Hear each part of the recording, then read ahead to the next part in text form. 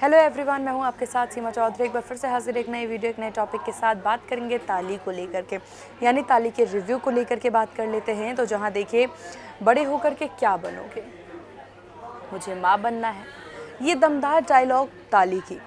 गोल गोल चपाती बनानी है, सबका ख्याल रखना है, इस तरह के सवाल पर जब एक पुलिस वाले का बेटा ऐसा जवाब दे तो बच्चों के बीच हंसी का पात्र बनना तो तय ही हो जाता है। आप भी यही सोच रहे होंगे, लेकिन जवाब अगर ऐसा बच्चा दे जो अपनी मूल पहचान से जूझ रहा है तो आप क्या कहेंगे? कई अहम सवाल इसके साथ ही। एक ऐसा मानव शरीर जिसने जन्म तो लड़के के रूप में लिया हो, लेकिन उसके अंतरात्मा उसे चीख चीख कर लड़की का एहसास दिलाती हो। सुष्मिता सेन की हालिया रिलीज वेब सीरीज ताली, जो कि इसी पर निर्धारित है। तो चलिए रिव्यू की बात कर देते हैं। सबसे पहले बात करते हैं ताली सीरीज़ की कहानी की। तो ताली एक बायोग्राफिकल ड्रामा है जो कि ट्रांसजेंडर एक्टिविस्ट श्री गौरी सावंत की ज़िंदगी पर आधारित है।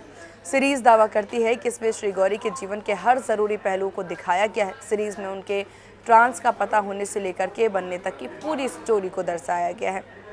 गौरी यानी गणेश 13 से 14 साल की उम्र में घर से भाग गई थी, क्योंकि वो अपने पिता के लिए ताउम्र शर्मिंदगी का एहसास नहीं बनना चाहते। यही से गणेश का गौरी बनने का सफ़र शुरू हुआ। गौरी ने ज़िंदगी की हर मुश्किल का सामना किया, हमेशा हालातों से लड़ती रही, लेकिन कभी भी उन्होंने भीख नहीं मांगी, ना ही कभी सेक्स वर्कर बनने की राह चुनी। गौरी ने खुद एक इंटरव्यू में बताया था कि इसकी वजह उनका सुंदर ना होना है। शायद ना तो वो गौरी है, ना ही इतनी सुंदर कि वो किसी को लुभा सके, इसलिए शायद वो बच भी पाई।